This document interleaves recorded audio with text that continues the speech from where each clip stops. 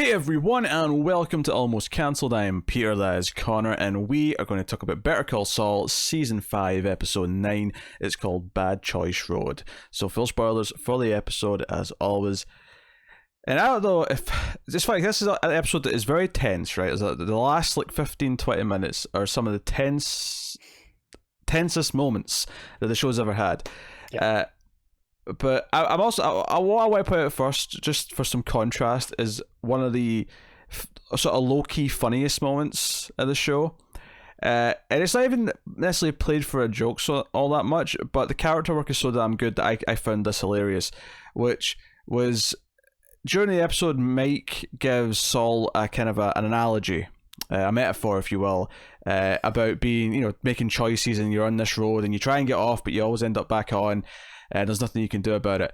When Saul tries to use that analogy later with Kim and completely makes a mess of it, I thought it was the most hilarious thing ever. Like, him trying to be smart like Mike and just say, well, you make bad choices and this is a bad choice road. Like, because he pauses before he makes his final point and he's about to get to the crux of what his statement's about. And he just says, and there's good choices, there's bad choices, and this is a bad choice road. Yes. No, that was actually very funny. It just really made me laugh. But yes, so the episode starts with a little callback montage, the split screen with the song playing, which they've used before, and it's obviously Saul looking for his phone signal, Kim chain smoking and just being panicked. Ultimately, he gets the signal. He calls her. She breaks down crying because he says he's okay. After a nice long dramatic pause, because this is the beautiful part of it, is that we don't see his side of that part of the conversation. It's not still split screen. When she answers the phone, it's just her. Is that you can just get from context that the reason why there's a long pause before he answers is because he's having kind of a similar moment when he hears her voice. He's clearly taking that in. There's the physical dehydration of his throat. He's probably not been talking a lot for hours, and it is very dry. And okay, so even after he gets past his moment, he has the physical bit on top of it. Actually, on that subject, not often I'll talk about makeup when I'm talking about a show or a movie, but I have to commend the makeup on Saul and Mike when they were sitting at the truck stop or whatever it was. Specifically, I thought they did a good job of really making it look their entire skin was just had been beat to hell by walking throughout the sun for the last couple of days and being dehydrated. I think. Do you know what sold it for me? It was the fact that it wasn't like a uniform thing. It was like spots and blotches. It was especially noticeable on Mike because obviously he's bald, but there was like parts of his head that were kind of like that, and then parts of his neck that weren't, and it really sold it. It really felt they'd been through hell. What's funny is that I saw a tweet earlier today before I watched the episode. It just said, I think it was like Variety, maybe in their review or something like that, but the tweet just read, last night's Better Call Saul was unbearably tense. Which wasn't a spoiler in and of itself, but I got about halfway through the episode and I went, nothing really tense has happened yet. I'm a little bit worried now of where this is going to be going. I'm not too, if I'd read that headline, I wouldn't be too annoyed because that describes, 1 in 4 episodes of this show. Yeah, it wasn't like a spoiler, but it was just that thing where halfway through I'm like, nothing really tense has happened yet. I'm starting to get a little bit worried here. And of course, there's a moment with Lalo when he's out of prison, he's out of jail, and he's got Natural driving him down south. He goes to the same spot that Saul went to get the money, and he's waiting there, and he's kind of looking back, and he's kind of and because Natural kind of makes a point say, "Hey, do you want me to wait just in case the cousins don't show up? You'll be stranded," kind of thing. And he's like, "No, they'll be here. I'll be fine. On you go. You just off you go." And he's like, "You sure?" It's like, Natural get in the car. He's turning around. He's doing his 180. And it's just as he's about to, just a couple of seconds later, and he would Lalo would have been too late to catch him. And he comes up, he taps on the window and says, "No, drive me back up the road slowly." And that's just like, "So what?" It's like, just back up the road about 6 miles or so. 6 or 7 miles. And as soon as he said 6 or 7 miles, I went, "Oh no." Yeah. He's checking the story because, of course, when Saul went to get him out, he goes to the office to turn in the money. Of course, the woman behind the desk is like, 7 million, and he's like, "Yep," and he just plonks the bags on and change. Yeah, and then that the change is his payment, right? That's the extra 100 or whatever. But one of my favorite details actually in the makeup as well is when you see him take his shirt off after that is where the straps have been on his shoulders. Yeah. The markings really good. Into them. Yeah, that's solid work. But yeah, so he tells Lalo because he might make sure he gets his story straight, and the story tells Lalo and Kim for that matter is that the car broke down, and he felt nervous about hitchhiking because of the money he was carrying, so he walked through the desert.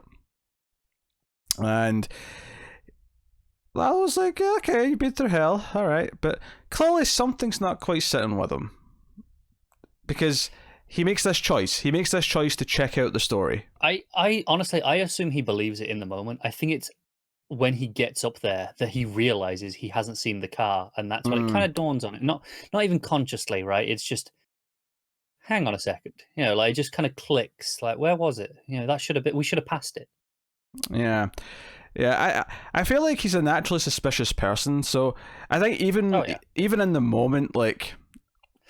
I mean, I think, when I say he believes it well enough that he didn't want to question it too much. But I mean, we know he's excellent at seeing through the bullshit compared to almost anyone else on the show, because I mean, he's the only Salamanca who really suspects Guss of anything, really.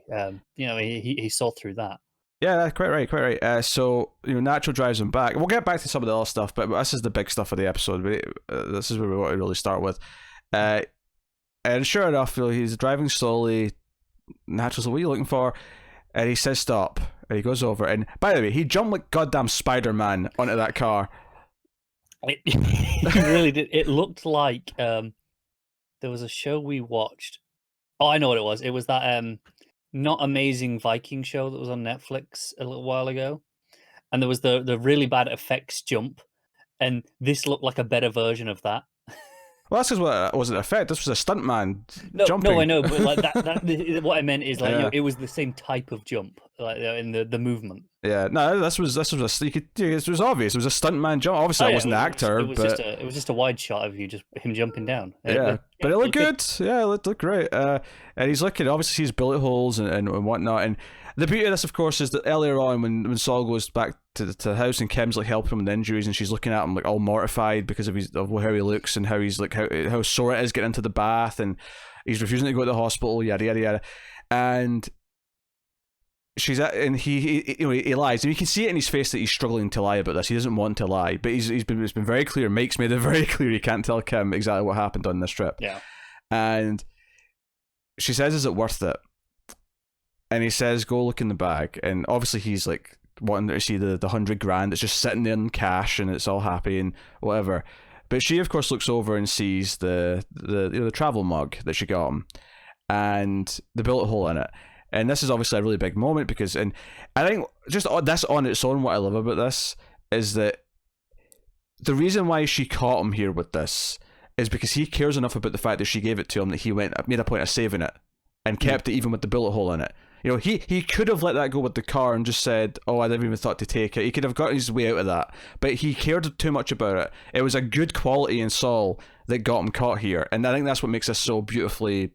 Oh, absolutely. And while, it doesn't layered. weigh much, don't get me wrong, it's a travel mug.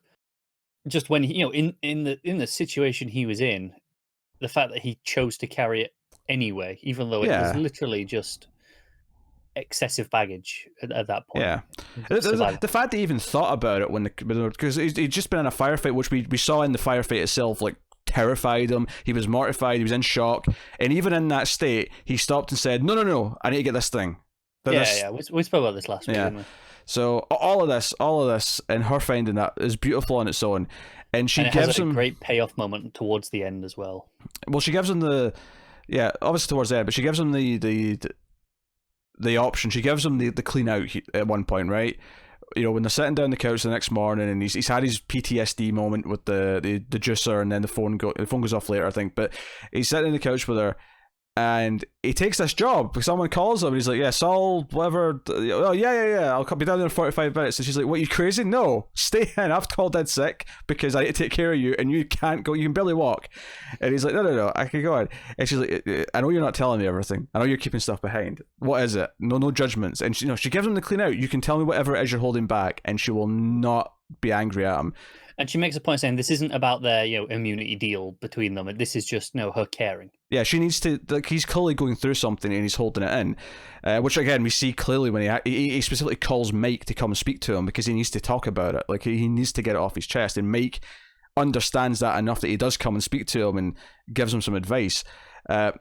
And he sort of builds up and says that he had to drink his own piss, which is a funny little payoff, but it's again, it's like it's not what she's looking for, because she's seen the bullet hole. She knows there's something genuinely scary that happened, and he's not telling her about it. It's why she's so understanding here when he has his PTSD moment with the juicer, and he knocks the bowl of cereal off, I think it was, and it smashes, and she's just like, don't worry about it, it's fine. And because when she first sees it, there's a moment where she looks annoyed, angry that he's lying, but then as it goes on, just becomes really worried about him. Yeah, he's clearly been completely traumatized by this, and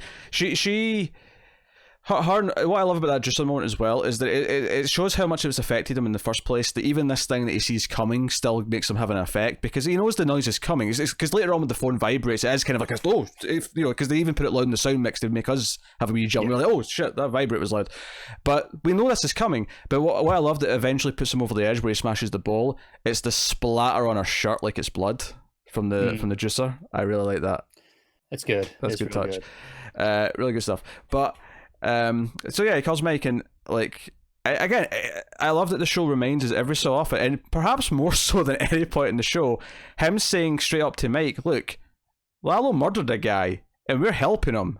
Like he this is getting to him that he's helping someone this bad, which and Saul helps so many scummy people that you do question sometimes, like, does he have a conscience? It's rare he's helped an actual murderer. Yeah, it's just little petty things. It's thievery, it's drugs, it's these things that aren't crossing that great moral line for him, and this things where kind of to a point where the way I think he often justifies it is it's replaceable with insurance. Sure, almost. Yeah. It's like no one really gets hurt. It's fine. Yeah, no, it's good stuff. But it's well, even simple when they're sitting like drinking for the first time at the truck stop, and they're just like savoring every sip of that cup. It's just good. Well done. So. Of course, Lalo is like, okay, now we're going back to Albuquerque. We're going back, and I'm like, oh no, this is like, you're like, okay, the threat of tension Variety gave me is about to happen, because of course, when Saul saw Lalo earlier, he makes a little crack because just before he leaves, he's like, oh, by the way, buy the wife something nice, and Saul, it takes him a second. He's like, my what? He's like, yeah, your wife. She came to see me. She's a looker. And I'm like, oh no! Your heart just sinks, even though we already know this. I know, and it's not information to us. Your heart sinks anyway. Honestly, I do wonder. Now, would I have preferred this not having had that scene last week with Kim? Just that one little scene, like, would this moment have like really just drove a knife into your heart? I mean. It's debatable. I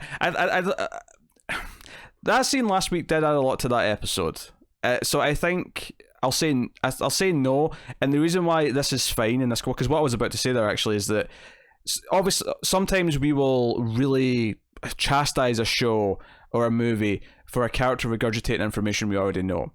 But sometimes it's okay when the reaction of the character who's finding out is important, or is going to have enough impact. And this is an example of Saul, the moment Saul sort of, that look of fear in his eyes. Like, as serious as he was before this, and you can go back to that conversation last episode with Mike about her not being in the game, or being in the game, right? And Mike even uses that to Kim at one point. He's like, oh, you don't go see Lalo, because that's what he brings up. He's like, something you want to tell me. Because it's almost like he's better at lying in that moment because of something that he knows she's not told him. And he's like, no, you've got something to tell me. And he's like, you saw Lalo. And he's like, well, yeah, I was safe. I went to the thing. He's like, no, you don't see him. Because, now he knows you exist, and you're not in the game. I'm in the game. You're not in the game. And she's like, in the game? What does that mean? And all that good stuff. And so they're at home, and she comes home and she sees like keys in the train. And I was almost thinking that Lalo was already there or something like that. But no, Saul's in bed. Really? And we'll talk about Saul's scene with the lawyer in a bit. But Saul's in bed, and she comes in, and he's like, oh, I'm awake, we can get up and maybe do some food, something simple, soup, whatever. And he reassures her that he's okay, and yeah. And what's so beautiful about this scene, because she's made this big choice in this episode to quit her job. She wants to go just do pro bono cases. And Saul doesn't understand this, and he's a bit of a hypocritical dick. The bad choice that he talks about. Yeah, yeah. As far as being a married man goes, this conversation's a bad choice on his part. Given everything she's put up with, this is a really bad choice, especially since he's getting these extra $100,000 bumps. I feel like you can cover the cost of the bills, Saul. You're fine. Yeah, it's the first time, because there are some people who I've seen say, "Oh, yeah, Saul's really controlling in this episode." I'm referring to both this and the bit where he's telling her about, Lalo and stay away. And I think, there's such a clear difference. When he's telling her to stay away from Lalo, Lalo, this is genuine terror. Yeah, Lalo, I would not count that as controlling husband behavior at all. No, absolutely not. But I've seen some people say, "Oh, it's both," and I'm like, I completely disagree with that. This one though is hypocritical bullshit. She's saying, I mean, especially this season, he turned down a job quite unanimously from a big law firm that he was given the red carpet. Hamlin rolled out the red carpet and said, "I want you," and he said, "No, I want to be Saul Goodman because that's what I'm good at and it's what makes me happy." I didn't say it in those words, obviously. He said it with prostitutes and bowling balls. But that's essentially what he did. So he cannot for a second, and don't get me wrong, yes, he has a chance of making the same amount of money, if not more, through all his shady dealings that he's going to do anyway, but that's not the point. He turned down the legit big-time job because it wasn't for him. So the fact that he has the cheek to try and argue this with Kim is absolutely ludicrous, right? It's one of the rare times Saul has actually been I'm going to say Jimmy here. Jimmy has been a dick in regards to Kim. Because usually, I'm not saying he doesn't ever get her in trouble, but it's never been intentional. He's never acting badly towards her. What's wonderful about this scene, though, is that throughout it, his phone rings twice, and he just, mutes it immediately, puts it away, and I'm like, no, because we know Lalo is on his way back to the city at this point, and we're like, no, Saul, answer your goddamn phone, right? Answer your phone. So it's not a surprise when he finally does, because the door goes and Kim walks off to answer the door, that it's Mike, and Mike's immediately Saul, or whatever, that's even just a name, but I mean, I don't know, Mike, I guess Mike would use, does Mike call him anything? I think Mike just grills at him, but but he's like, I'm trying to think, I can't picture Mike ever saying, I don't remember him ever saying Jimmy. McGill, maybe?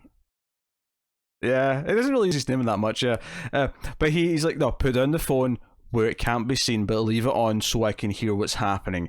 Do it now. And he repeats that a couple of times and really makes it clear.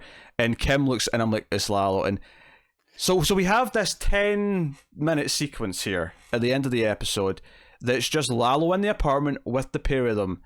And I think what I love so much about this show and this episode and this scene is how much everything that Saul is hiding from Kim is what he's also hiding from Lalo. So there's a beautiful like triple angled layer to what's going on in this scene. And Kim knows he's lying, and Kim knows that whatever Lalo wants to know is the same thing that she wants to know, but she can't confront him because this is too serious. Yeah, this is far too scary. And at the same time, Lalo probably knows there's more going on than he's being led to believe, as much as that's why he's here, right? So it's like, they both know Jimmy's lying. He knows that they kind of, well, at least Lalo has an inkling that he's lying. Well, yeah, Lalo thinks he's lying. I think because long before we get to the end of the scene, I actually thought to myself in my head, well, there's some bullet holes, like some idiots found an abandoned car, they shot at it. Like that's could have happened after it broke down. Like that there's no reason why that's not a possibility. So when Kim actually uses that at the end of the scene, I was like, I actually thought of that already. That could be an explanation, and like Saul would know nothing about why it's down in the ditch. That's why he didn't do it.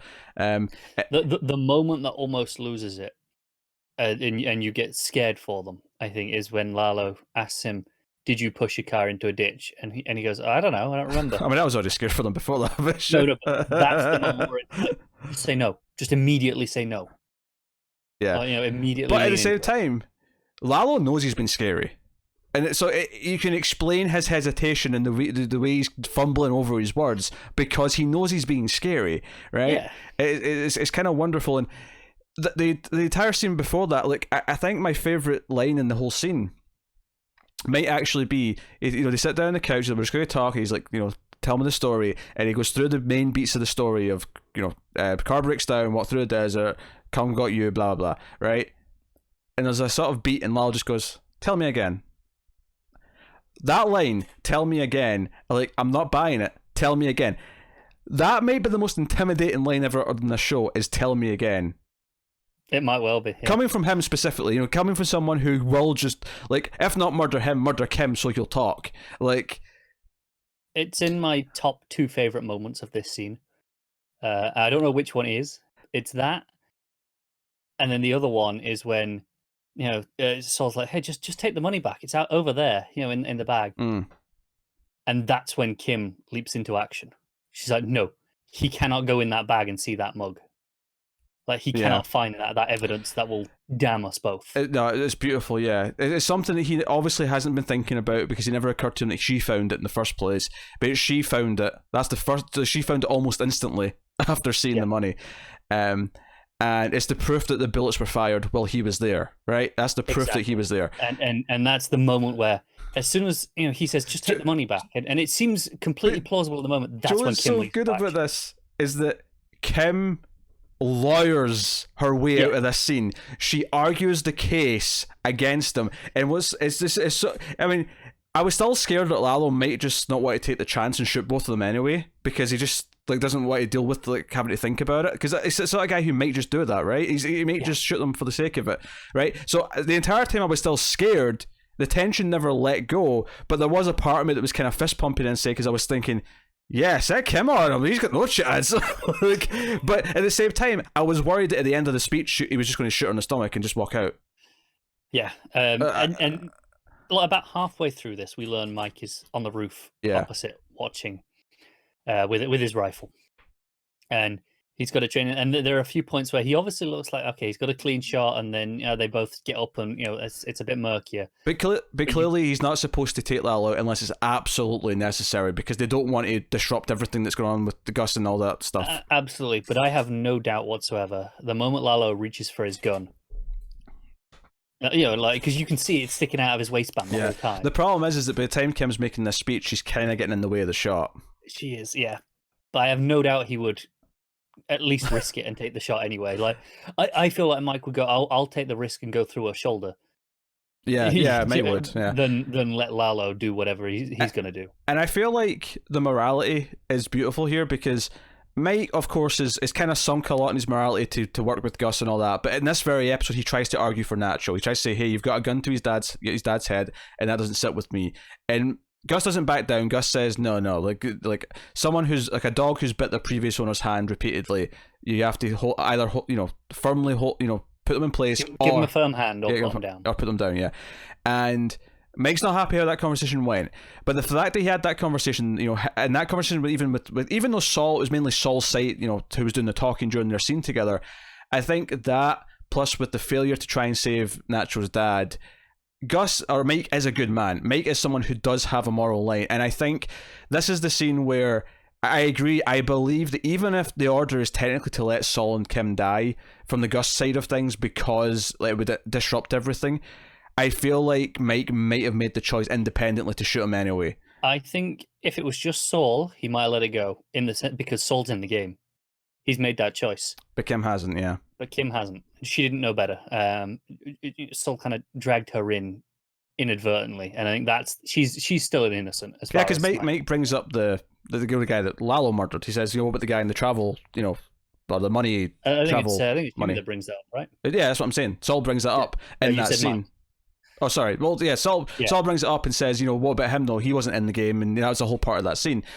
And Mike clearly is like, no, that was, he calls that a tragedy, or I can't remember the word he uses, but he clearly thinks, no, that wasn't right. He was an innocent. He shouldn't have been in the crossfires. Mike's argument, or Mike's thinking, seems to have always been that once you choose to be in that life, you're fair game for the firefight. That's why he doesn't feel too bad about the guys he had to shoot when they attacked Saul, because they're in the game, they took shots first, it was us or them, they get put down. But it's actually kind of the same. I don't know if you heard this past week, but apparently the mafia in Italy, or was it the Yakuza in Japan? I think it was the mafia in Italy who were actually delivering food to people who can't get food right now. I buy it. The stand-up blokes. Well, this is the weird thing. I've always heard as well, because I remember, this is a weird thing I remember from school, but I remember talking about the mafia in school. And like someone said to the teacher, like, "Oh, should we be scared to go to Italy because of the mafia?" And she's like, "No, don't be ridiculous. They love tourists. They spend money in their country. Like that's like so much of their income. Like they love tourists." And it's like, obviously it's illegal, and there's that side to it. But they still, at the same time, they still want customers. They still need everyone to function. So, Yep. you know, yeah, there's like a weird. I think there's, I guess it goes back to the thieves with the heart of gold, right? There's that sentiment in a way, just across the board. Yeah, I think it's broader than that, obviously, but that's the. No, I get it. Even with a lot of terrible people who are involved in crime, like even in in reality, there are obviously those who are psychopaths who cross the line repeatedly. Yeah. But also there are absolutely people who are kind of probably share a similar kind of ideal to Mike in that. Oh no, they're fair game. Like I think Mike probably thinks that Nacho's fair game. It's only because Nacho's dad is involved that it's crossing the line. And that's the key difference here. It's why I think Saul is fair game, but Kim isn't. Yeah. I mean, I think obviously Mike would probably try and stick up for Saul as much as he can, in the same way that we saw that he tried to stick up for Nacho. Maybe even more so than Nacho, given Nacho's past and what Nacho's tried to do in the past. Because Nacho legitimately tried to kill someone, and I mean, even though he understood why, he's definitely further into the game than Saul is in that sense. Oh yeah. But no, I think you're right. I think ultimately it comes down to it. He would accept the loss of Saul because he's made the choice to be in the game. There's so many layers to everything that goes on in this final scene. The idea of Kim for the first time. I mean, obviously since she saw Lalo last episode, but this felt like no, she's in his world right now. She's in Saul's world. The bit where she talks about how, that he's just got you out of prison for a murder that, let's face it, you definitely committed. Yeah, I like that line. That got me good. Yeah, no, that was great. Her saying, you clearly don't trust your own people. That's why you had Saul do this in the first place. Get your house in order. And and then she says, look, next time you need this to happen, don't bother coming to Saul. Don't do it. Like, you know what? Because it wasn't worth it. So piss off, basically. I shouldn't say that line, but that was essentially the sentiment. And I think the show of strength was a lot of how to convince him. And the fact is that she's right. Like, she talks about, because like I said, I thought of this like earlier on in the scene. I think it was even just after you looked at the car, I sort of thought, well, I mean, that could have happened after it broke. I was thinking about it. All he sees is like one or two bullet holes. Yeah. It doesn't look that bad. And then obviously the car's pushed off, but anything could have done that. Yeah. Like you say, a couple of idiots who like to go out and shoot guns at things. They see an abandoned car. Like, why wouldn't they shoot at it? Like, yeah. And you could, there's an argument. Well, why didn't they just take the car and go for a joyride? But Jimmy says it broke down. So, I mean, it didn't work anyway. So they might as well shoot at it. And to be fair, if he checked, it was broken down. That's why they'd abandoned the car when they did. It did break down. Well, I mean, mainly because of a bullet, but yeah. Sure, yes. I mean, okay, fair point. But still, it did technically break down. So, no. If it actually analysed it to that extent, it may have realised that's why it broke down, and therefore some issues to be had. Yeah. And what's so good about it is that Saul's not even at fault for what happened. Saul's like... Saul is like... like he had no part in the people who attacked him or the fact that Mike came and saved him. He's kind of like just this hapless idiot in the middle who sort of got himself in this mess. And so what's so wonderful about this is that he is lying, of course, because he's been told by Mike not to tell him, because that would ruin what's going on with Mike and Guss and everything they're doing. But at the same time, it's like... He didn't actually do anything wrong. No, he didn't actually do anything against Lalo's wishes, but he just knows something that could lead Lalo to information that would, get to things. So it's almost like everything we've seen Saul be good at for the first 3-4 seasons of the show is finally been put to the test by all these very capable people around him who can actually challenge his bullshit. And obviously he's shaking this. I mean, let's take this opportunity to go back to the scene where the other lawyers thrown it in his face. He clutched defeat from the jaws of victory, as he put it. It was a slam dunk case for Saul to win, and he flubbed it. We don't get to see any of this. We just see the mocking after the fact. It's rough. He's not in a good place. His head is just not there right now, which is why, I mean, again, it's why he's struggling so much. He can't even formulate this ultimately, like we say, it's a fairly basic defense that Kim uses. She just plays it with the right spirit. But he can't even formulate the concept of that argument at the end, where we know he's a good lawyer. He's capable of coming up with that on a good day. I think Kim being there is so vital as well, because we know Saul can't die. But Kim, like, as much as I'm expecting her to be there for the rest of the show, it wouldn't be impossible for her to be like, oh, by the way, in the 6 seasons of Better Call Saul, she dies right before the end of season 5. That sounds perfectly plausible when you think about it. It's believable. Yeah. I think that's the thing is that, okay, we I think we spoiled this a couple episodes ago, that for the first couple of seasons of the show, we were like, oh yeah, she might die. And then I think it was probably after the car crash where we kind of decided, no, she probably won't, because they played that. Yeah. And then it gets to this, and you're genuinely terrified for her life. Yeah. So, I mean, this is a bold statement. I think this was even better than last week's episode.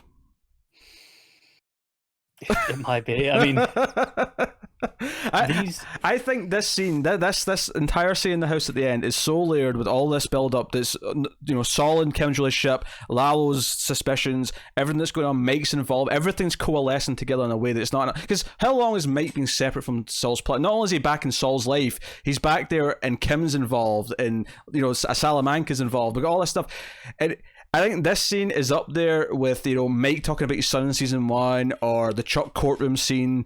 Like these moments in this show that are like these. I agree. These darts, these tentpole moments that you sort of. I absolutely agree. This scene is better than anything we've had since Chicanery. Yes. Undoubtedly. And that is not a knock on anything that's happened since Chicanery, because it's been like 9.5 to 10 out of 10 in the whole way. I mean, we've been very, very positive about this show. That's how it is. Does it make the whole episode of last week, though? That might still stack up against it, because that's 55 minutes last week of fantastic stuff. Well, this was a longer episode, but this was almost a full hour. It was, yeah. I noticed that before I started playing it, and I was like, huh. I didn't. I can't remember why I paused it, but when I paused it, obviously see the time. I had to. What was I didn't go to the bathroom. I don't know what I was doing. I must have got a message on my phone. I didn't want to check a message while Saul was. I wanted to pause it so I didn't miss anything. The message might have been important. Yeah. So anyway, I saw the time, and it was when I was checking the car, and I noticed it was 40 minutes in, but there was still 19 minutes left. I'm like, oh, this is a long one. This is longer than normal. I noticed before I started, and then I was like, how long were the previous? They're not usually an hour, right? And then I was checking, and they tend to fluctuate between anything between 47 to 55. So this was a little bit longer than the average for sure, but not enough that I even noticed. If you hadn't told me, I wouldn't have noticed. No, didn't feel longer. Yeah, most of the episodes would be done before that scene even starts. Yeah, but I didn't feel that when I was watching it. It's only because I'm aware that it was an hour that I knew it was longer. If you hadn't told me and just put me in a room and then brought me out and didn't tell me the time, before and after, I'd say, yeah, that was an average length episode. Yeah, IMDb says this is 46 minutes. That's wrong. That was definitely not that. That must be the standard length that it puts on there. Well, normally they do adjust though, because I remember we did Westworld just today. It said 1 hour and 2 minutes, which I think was accurate. So I think they do adjust it, but there must be a default before someone goes in and fixes it. Must be. Well, yeah. No one's done it yet. Yeah, but obviously they predict what it roughly is going to be, but then someone eventually goes in and tinkers with it. So yeah, all good stuff. Nacho, of course, is looking forward to Lalo being gone, and Lalo does say he's going to Mexico at the end, but he's not getting dropped off at the same spot. It sounds like he wants Nacho to drive him all the way to Mexico from the sounds of it. Yeah, it sounds like he wants Nacho to go with him, which was definitely the impression I got. Yeah. Also, Guss knows who sent the men after the money, and it's actually an ally of Guss's, but he doesn't know what Guss is doing. So he thinks he's like the guy on the other end of the phone who hired them thinks he's like, I'll keep him in prison. This is great. This is good for all of us. And I can see his logic there, and I think Guss understands why he's gone that route. But he's like, but he doesn't know our plans of no, we've got to keep the peace here. Yeah. So I'm actually fascinated by what the finale is going to be, because this could have been the finale. See if this was the last episode of the season and this was our cold ending, I'd have been satisfied. Yeah. Have you seen the name of the episode? The next one? Oh, I have. I'm going to check right now. Oh, it's I'll click on it and see. Terrified already. Oh dear. Yeah. Oh dear. The name of the finale is Something Unforgivable. I'm worried about that. Yeah. Oh dear. That show makes me feel so bad, but in a good way. Like I said, it's so impressive. We say all the time, it's so impressive that a prequel, well, we know more or less broad strokes where this main character ends up, can make you feel this way. Speaking of prequel stuff, you made me think of what's his face? Oh, I forgot his name. Salamanca in the wheelchair. Hector, thank you. Hector, the guy from Ace Ventura. This is the short. Sorry, prequel-y stuff wasn't enough.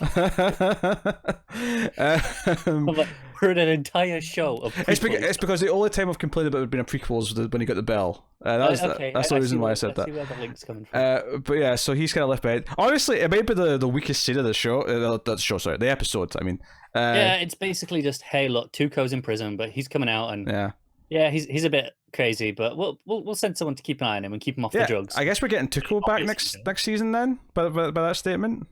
I guess so. Just kind of maybe by the end of the season, just establishing, okay, no, Tuco's around. We're kind of going into where we're Breaking the Bad. status quo was for Breaking Bad. I don't know how long Tuco had been in charge by the time we get to that. Admittedly, could have been a few years still. I feel like if they're going to do some sort of like Walter White cameo, I feel like you do it in the final season just before it ends. Kind of, assuming that we're still in this part of the timeline and we haven't just shifted to afterwards. I feel like that's, not meeting Saul, because it wouldn't make sense that you met Saul, but like, if you're going to do some sort of little wink where we're about to start Breaking Bad, like, you have him come into like a store or something and like, past someone else, maybe past Kim or something. Yeah. I mean, my gut reaction is I hope not. It doesn't need it. I don't want them to feel like, oh, look, look who we've got just for a scene. Yeah, I feel like it'll be distracting. It doesn't need it.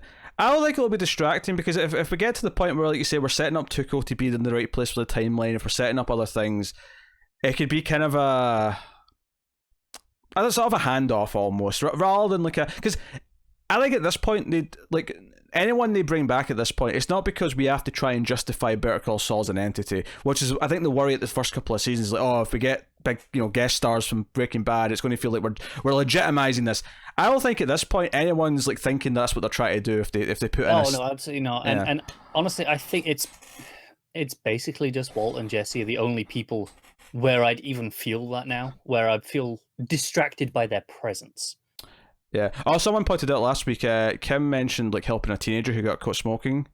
Someone said, could that teenager have been Jesse, given the timeline? And I mean, it could have been. I mean, they didn't say anything specifically. It's so vague, right? Yeah. But I mean, I guess. I mean, I wouldn't mind if they did something like where, there's just someone who wouldn't notice Walter later in Breaking Bad, like, runs into him or passes him by. I get it. I think for me, just again, this is just personal preference. It's a little frustrating either way, in that, okay, you play it like that where it's kind of a nothing scene. It's just, oh, hey, look who's there. Look, we're setting up the timeline. And I'm like, oh, very good. I don't really need that. But whatever. And then if you do anything where they're actually relevant, important at that point, it'll feel like you're trying really hard to justify it. And what if for some reason Kim's in the hospital and like Walter comes out of his meeting from the first episode where he found out he had cancer, and like he was the previous patient, and she walks in after. This is exactly the shit I'm talking about. I ain't wrong with that. That's fine. I don't think one scene of like a kind of handoff is a bad thing, but it won't ruin anything for me. But I think, as a gut reaction now, I would prefer it without it, because I feel like it'll distract me personally. But I mean, at the end of the day, it'll be one scene, and I'll forget all about it. It won't ruin anything for me. Well, we have introduced Hank. What if it's something as simple as, like, Hank's got a couple more cameos doing, stuff that makes sense that for Hank's there for. And what if it's a sort of handoff at the end of the show, we just follow Hank home and he's going for dinner with everyone at the house? Yeah. What I'd prefer, honestly, is don't see Walt, but have Hank mention, sure. It's my brother-in-law's birthday. And that would set up a timeline really neatly, because the birthday was a big deal. I love the idea of, like, we're at a jail cell and they're putting someone away, and you get Aaron Paul to do just a bit of dubbing, just to hear someone yell bitch in the background. The idea that he's around, you don't see him, but you just hear someone go, let me out of here, bitch, or something. Like, yeah, he'd be one of the hardest to put in now in terms of the aging, right? Oh yeah, he's not so much. That's why I'm saying the voice would be fine. Yeah. Do you know what? I love the idea that he's probably got it in his contract for anything he does now. Let's see on Westworld, I bet he had it in his contract. Like, I will never say the word bitch. You're not allowed to rate me saying the word bitch because all it will do is make people think of Jesse. Right? I'm not doing it. Soft limits. Honestly, maybe it is in the contract, but I would hope that any writer worth their salt would know better than to do that. It reminds you don't me. want to just draw those comparisons to what to many people will just be a undoubtedly better show. Because what I always remember is that in Speed, this is a weird little bit of trivia, but Keanu Reeves was concerned because in the opening of the movie when they arrive at the building, if you don't know Speed, the opening chunk is that Dennis Hopper's this terrorist and he's got a bomb strapped to an elevator, and Keanu Reeves is part of the sort of the bomb squad SWAT team that show up to do whatever, and there's a moment where he either sees the bomb or he hears something about the bomb or whatever, and he goes, whoa. He says, whoa. I was able to say that as a word without actually doing it. How does he do it? Right? Whoa. But anyway, but he was concerned that, wait, my only big thing up until this point was Bill and Ted. I don't want to be doing a Bill and Ted thing in this. I want to be taken seriously as something else.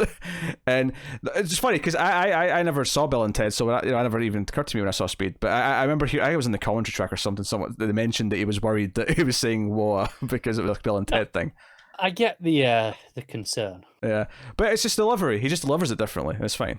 Yeah. So yeah. I don't know if Aaron Paul can say bitch though without it feeling in the same way. I don't think Bryan Cranston can hold a pizza without people assuming that he's going to throw it somewhere. Like, do you know what the problem with him saying bitch is that he said it in so many different ways. Exactly. Yeah. That you say war, and there's a handful of ways you can say that. It's pretty distinctive, but you do it once in one film, and you can do it a different time in a second film. It's fine. Whereas, over episodes and episodes, he said bitch countless times in different ways. That there's probably a finite amount of ways you could say it. My favorite one, I think, from memory, is when they're hiding in the trail in the junkyard, and Hank's outside, and he's caught the people behind the meth, and he's trying to get in, and Walt obviously doesn't want anyone to know he's there, but he's whispering to Jesse like what Jesse's rights are, like what Hank needs to get inside the thing. I think it's a warrant. I think it was something else specifically, but so Jesse repeats word for word what Walter just told him to say, so it sounds really smart, and there's a pause, and he just goes bitch at the end of it, and that one always cracked me up. He had to make it his own. Yeah, that was season 3 of Breaking Bad. But anyway, now fantastic episode. We veered off a little bit at the end, but did we talk about everything? I think we did. I mean, Kim quitting her job. I suppose we didn't really talk about that too much. Yeah, that was a really strong scene that you knew exactly what was about to happen the whole time. Yeah, I love not being able to hear it. The only word you could really make out in the whole thing was Rich going, "What?" when she first told him. But it didn't matter because as soon as she said, because she was doing this voice memo for the dictation for the letter, and she was just not in it. She was just not feeling it. It just wasn't working.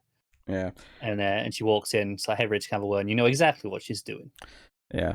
She wants something that feels right for her. So again, which is why it's so frustrating that Saul is hypocritical about it. It's like, no, a success. And it's almost like he wanted her to be financially secure just in case his shit fell through. It's like, oh no, I've got a safety net. Kim's got a proper job. Yeah, it could be, yeah. Yeah. But yeah. So now, that is a phenomenal episode of Better Call Saul, and I am terrified by how they're going to do anything else in the finale. I can't believe we've got a whole another bloody season to get through yet. Yeah, a longer one too. 13 episodes. 13 episode season. I don't know if my heart can take it. This just went in so quick. Saul, I think I feel bad that for a lot of Saul's run it was up against Mr. Robot, because I think we often nudged it slightly towards Mr. Robot, but I want to make it very clear that there's things that Saul does that Mr. Robot couldn't even touch. Like, there's elements of Saul that make Saul what it is that Mr. Robot didn't achieve. Like, Mr. Robot achieved different things. Yeah, if you tell me to pick one, like, okay, you have to choose one, I'm probably going to lean to Mr. Robot. There's obviously a lot of overlap in skill, because, writing's writing, but yeah, like, I want to make it clear that Saul is phenomenally special. It is unique. It is a once in a generation show. By generation, I mean like decade. So I'm counting Breaking Bad as the previous decade, just before anyone tries to argue with me that those are the same generation.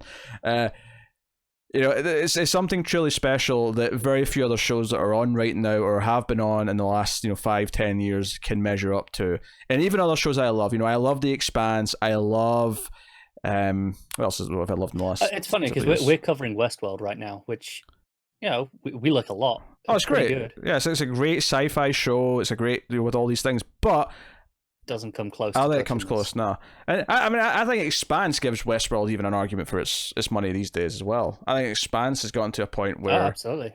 But like Saul is, I mean, there's a reason it plays so highly when we did our best TV shows of the last decade. We kind of have a holy trinity in terms of shows we've covered in our time here, and those three shows are Better Call Saul, Mr. Robot, and Twin Peaks. Those are the holy trinity of shows for us in terms of what we've covered since we started doing this channel. We've covered a lot of things that are good, a lot of things that are very good, but nothing else has come close to those three. No. So I want to make that clear. I want to make it clear that Saul, even though in a lot of years might have missed out on being that number one show of the year, theoretically it should have won it most years. It's got a very good chance for being the show of 2020. Well, given that the next several months are probably going to be very light on shows, I mean, it's got an extra special chance. That's fair, but barring anything coming out of nowhere that we don't really know about, which it happens. That's what happened with Mr. Robot.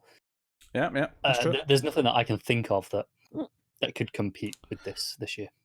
Yeah, just you watch though. That final season of Cloak and Dagger is going to. I'm pretty sure I really wanted to know where you go with that. Yeah, I'm pretty sure it's already can. I tried to think of something that was actually coming out and I couldn't think of one, so I just thought I'll go for a safe choice. So. I thought you were going to try and think of a freeform show and just couldn't think of the names of any of them. So I don't know any freeform shows that are coming out this year. Is Cloak and Dagger freeform? It was actually. Cloak and Dagger was freeform. I think it was. Yeah, that's why I knew. I knew there's a reason why I was thinking freeform. Anyway, that is us. Let us know what you think of this episode in the comments below. Like and subscribe, all that stuff. Get us on the Twitters at @mail_first for channel updates. Also, actually, just one final little touch. A point I want to make is someone in the comments last episode or 2 episodes ago complained about.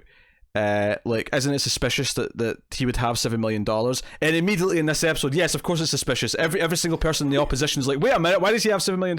Which is why he's fleeing to Mexico. So and they're like, addressed. Who is this guy? Yeah. Of course it was noticed and addressed, right? Of course it was. Anyway, thank you very much. See you next time. Keep watching stuff. I will mention that if patreon.com/MailFuzzTV, of course, is where you can support us financially for as little as $1 per month.